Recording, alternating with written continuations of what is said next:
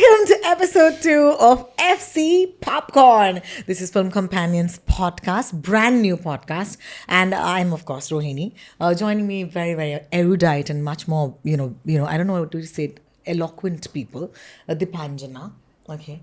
Somewhat asleep, but still Somewhat here. asleep because I asked for a 10 a.m. recording. I mean, 10 a.m. is not the problem. It's just the night before that's the problem. Woohoo! Yeah. Woohoo! Oh, what a great start to a comfort watch. Nice. Let's talk about that. Nice, Forget the comfort nice. watches. I was up watching K-dramas till 3 a.m. That's how exciting my life is. But that's how comforting my life is as well. You're getting into the zone for this. Yeah. Doing She's your ready. research. Yeah. She's ready. And Suchin, of course. No, thank you for that introduction. It's a lot of pressure, but good luck to us. Just names, guys. Just names. Today's episode is, of course, about comfort watches. I've been wearing comfort watches for the last couple of years. They are really comfortable. And, of course, wanted to give that endo right there. Have you been wearing... Just kidding. You're joking, but I actually Googled comfort watches because I just wanted to see if there's anything written about it. And the first 3 things that pop up are watches. They're actual brands. Actual brands, like they're actual watches, Oh not my shows. God, not like I need this a comfort watch. It's a thing.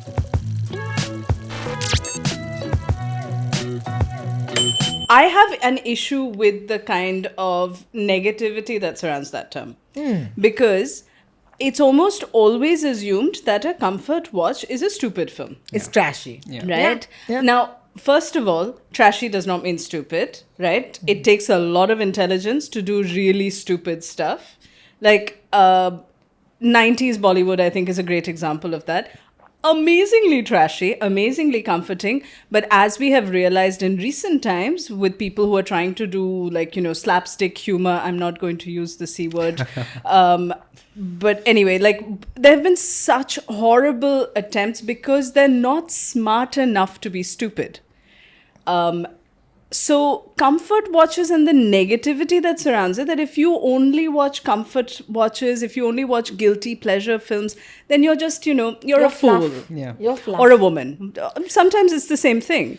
I have so many issues with that. And not just because, the problem with me is I'm a feminist. But aside from that minor detail, like I said, it takes a lot of intelligence to do a lot of this stuff. But more importantly, in a world that is as messed up and traumatizing as ours is, You need a comfort watch. you need this escape. And if you don't get these idealized, little romanticized worlds and people, relationships, possibilities held up before you, if you don't have that, how are you even going to aim for anything better? हमारा नेता कैसा हो दीपांजना जैसा comfort watches all the whole gang is right on nominating you for leader because no one has ever done so much for comfort watches. It's like an essay just mouthed itself. But I'ma because shut you up said- now. but because you said something important, you said that it's usually associated with women. I would say Suchin, go first. No, I was just going to say, because I actually thought about that a lot when I was putting together my list. And, as you'd expect, a lot of it is sort of rom-coms and things like that. And a lot of people would consider that, in quotes, a comfort watch, something frivolous you don't take seriously. But for me, they are literally some of my favorite movies. And But is it though? I mean, see, are we actually limiting our definition to comfort watches to what is popularly known as comfort watches? Or why aren't we being authentic to ourselves? Like Matrix could be your comfort watch, right? It doesn't have to fit that definition. So my question to you is what are your comfort what is your watches? comfort So the watch? first on my list was Coffee with Karan. Oh, Which, again... it's a great comfort watch. I think it is the definitive comfort watch. And again, I'll say this. I mean, this is a bad year to say that because considering the later season. But no, I really do think over the years, it is just a treasure trove of like a fantastic, entertaining chat show. It is insanely rewatchable. And I'll always stand by the fact that before it got very silly and whatever, the early seasons of it is just fantastic conversation. You're capturing stars at a very specific time. You sort of see that journey over the years. It's a really interesting look at who was popular when, who was relevant and who still isn't. And obviously it is also this really fun conversation. It's Karan Johar having conversations with him that nobody else could. Also, young Karan Johar, Yeah, an yeah. earnest Karan Johar, Yeah. a not cocky Karan Johar Yeah. was so nice to see because he Yeah. was genuinely, at that point, I remember Karan Johar taking over from Simi Garewal. Yeah. And Rendezvous was anything but a comfort watch. In fact, it was a discomfort watch. Because honestly, just watching it, I would have to, take a shower or something because they were so well dressed and it was all white and pristine. And I used to find it extremely, I don't know, not fake, Yeah. but, something. Performed. It made the celebrities seem like celebrities, right? Like today, that perspective is so glaring because now you know that Varun Dhawan bhi aise bathroom mein dance karta hai. But at that point, it was you could only see them in this mold. I think he broke that a little bit and made the conversations more real for the first ever time on Indian television. And you were right because you can tell who is popular when because I remember Bipasha being on an episode and you're like, oh my God, Bipasha was peaking at that point. Or who else? There's some really specific people and not the big famous ones. Yeah. I remember Zaid Khan was on one episode, you know, Yeah. and I was like, oh, maybe Mehuna happened at that point. But I love Coffee with Karan. I still go back. Where do you watch your episodes? On Hotstar? It's really tough because I think Hotstar has a bunch of them. Then for the old episodes, you have to go on YouTube. But I don't think all the episodes are available in one place, which is very annoying. And then you sort of have to look around the internet. But also, I will say for all the wit, personality, banter, and you just ranking rapid fire rounds, the early seasons really even as a journalist, he has some really great conversations with these guys. It's very mature. And obviously, recently, it's just got a lot more sparkly and flashy and silly. But no, I will always stand by that show. And it's insanely rewatchable.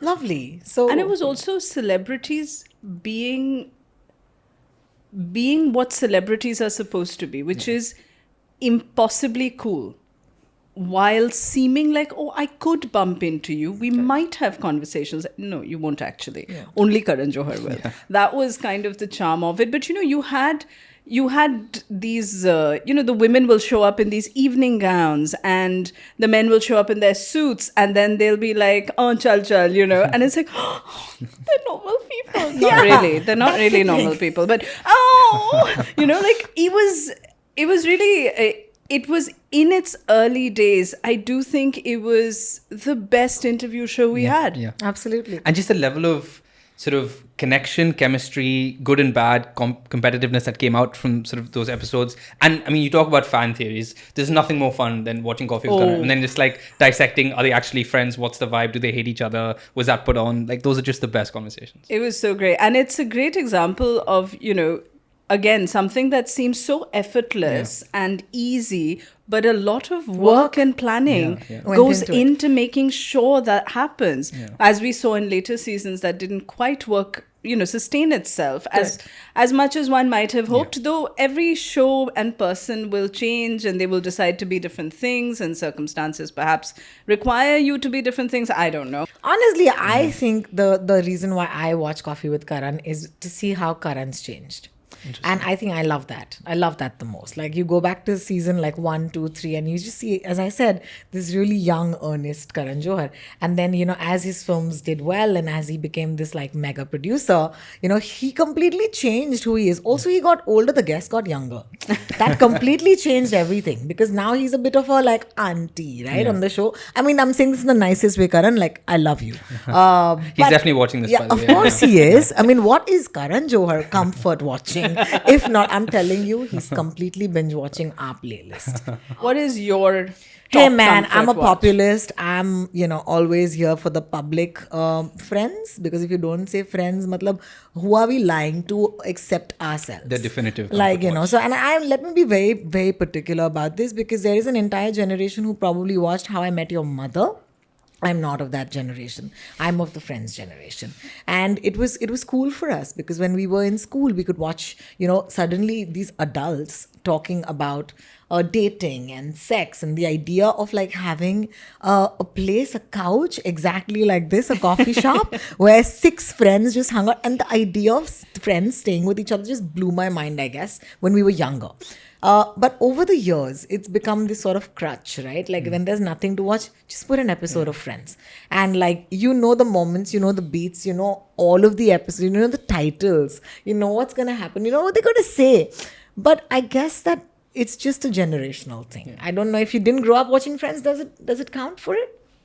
I think part of the charm of Friends for your generation and mine is that it was one of the first contemporary American shows that we saw. Correct. So back in the day, children, there were 2 channels.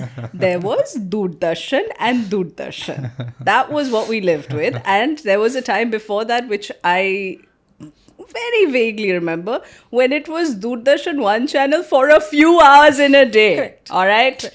So when we expanded to this multiplicity of 2 channels, which were not 24 hours, I might add, Yeah. it blew our minds. And we had some white people. Like, there were strange German dubbed shows and things like that. Remington Steele showed up. God Bold bless. and the Beautiful. Oh, Bold and the Beautiful came with cable TV. Correct. Right? So cable TV blew our minds because now suddenly we had 5 channels. TV पे multiverse चल रहा था, just as a reference. Oh my God.